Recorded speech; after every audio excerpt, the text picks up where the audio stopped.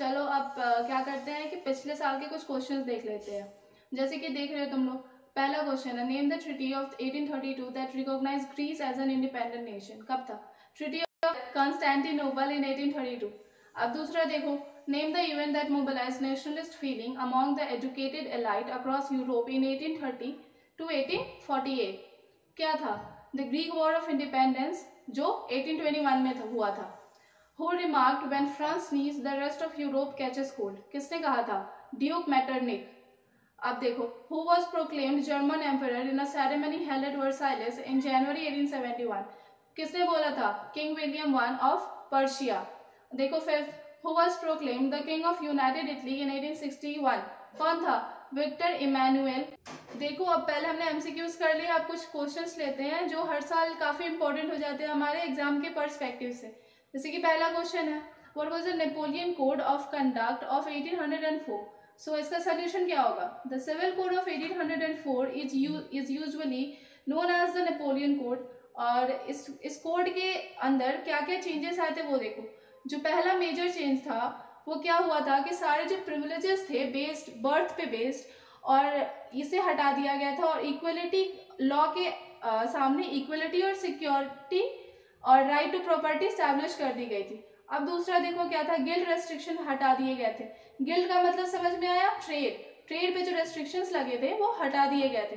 Transport और communication system को काफी इंप्रूव कर दिया गया था। और जो आखिरी है, इंपॉर्टेंट है, पीजेंट्स और आर्टिशंस, वर्कर्स और जो न्यू बिजनेसमैन थे, उन्हें ये जो न्यू फाउंड फ्रीडम था वो उन्होंने काफी इंजॉय किया। अब देखो, अब हम दूसरा क्वेश्चन लेते हैं। Explain any 5 economic hardships that Europe faced in 1830s।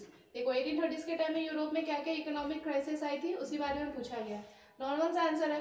पहला देखो, Europe had come under the grip of large scale unemployment. वहाँ अनएम्प्लॉयमेंट बढ़ गई थी। ठीक है, क्यों? क्योंकि जॉब सीकर्स बढ़ गए थे और जॉब्स कम हो गई थी। Cities had become overcrowded and slums had emerged as population from rural areas migrated to cities।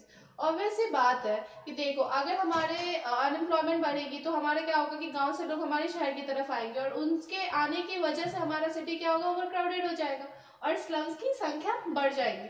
ठीक है, in those regions of Europe where aristocracy still enjoyed power, peasants struggle under the burden of feudal dues and obligations। देखो क्या हुआ, जो लोग बड़े ऊपर power में रहते हैं वो तो पावर में रहते ही है, जिनके पास पैसे रहता है उनको तो कोई दिक्कत ही नहीं होती है।